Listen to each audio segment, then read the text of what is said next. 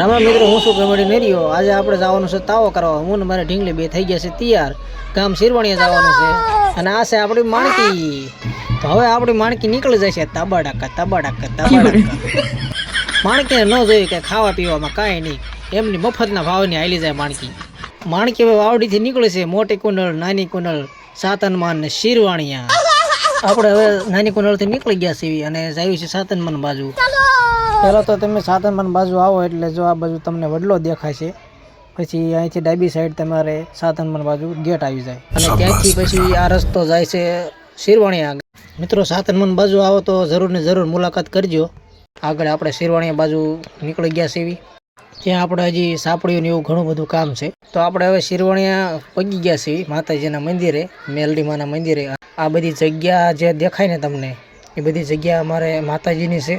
આ બાજુની જગ્યા જે બધી રહીને કામ ચાલુ છે અત્યારે. અને નવું હમણાં આ જો ફરતો બધી તાર પેન્ચિંગ કરેલું છે અને અંદર રૂમ ને રસોડું ને હોલ બનાવ્યો છે. તો આ બધું હજી કામ ચાલુ છે.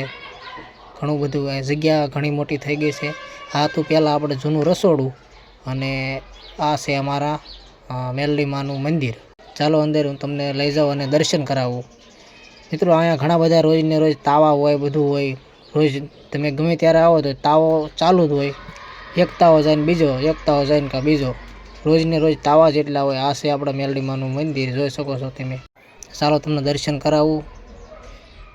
તો આ છે અમારા મેલડીમાં અને બાજુમાં અમારે બેસર દાદાની થંભી છે. તો મિત્રો, દર્શન કરી લો અને કમેન્ટમાં જય મેલડીમાં લખી નાખજો. જય બેસર દાદા. આ અમારા વડવા છે અને અમારા હુરધન દાદા પણ કહેવાય છે. જોઈજો બધી બાજુ એલ્યુમિનિયમ આપણે જાળી કરેલી છે અને ઓટા ઉપર ફરતી. અને આ સાઈડમાં જો આ બાજુ એક ખાલી ખીજડો છે માતાજીનો, ઘણા વર્ષોથી છે. એ ખીજડાનું ઘણું મહત્વ છે, કેટલાય વર્ષોથી છે, પણ એમની છે. અને કોઈ દી પાણી એને પાયું નથી. નાળિયેર વધી રહ્યું એટલે પાણી એને મળી રહે. આ બાજુ કબાટ છે, બધી વસ્તુ પડી રહે અંદર. અને આ પિંજરું છે થાળીઓનું. પહેલાં તો જો કે કાંઈ હતું નહીં, પણ હવે માતાજીની દયા છે. અહીંયા તમને કોઈ પણ જાતની ખામી નથી રહેતી. અને આ બાજુ જો દિવાલે બધે નાના છોકરાઓના ફોટા છે. માતાજીએ બધાના કામ એવા કરેલા છે. જેમ ગઢડિયાવાળા માતાજી કામ કરે છે એવું જ અત્યારે અમારા મેલડીમાં કામ કરે છે. અને અમે પણ એમને ખૂબ માનવી છીએ. અને હવે આપણે સાપડી વણવાનું ચાલુ કરી દીધું છે. સાપડી પણ હવે છેડવવાનું ચાલુ થઈ ગયું છે. તો આ બાજુ અમારે જૂનું રસોડું છે, તો એમાં અમે સાપડીયું ને હજી માતાજીની કડા કરવાની છે.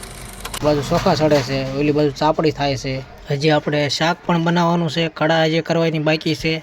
સાપડીયું થઈ ગઈ છે અને હવે આપણે પહેલાં માતાજીને જમાડવાના. માતાજીને જુવાર તો કરી નાખ્યો છે, પણ હવે શાક વાટે છે. શાક ચડી જાય એટલે જમવા.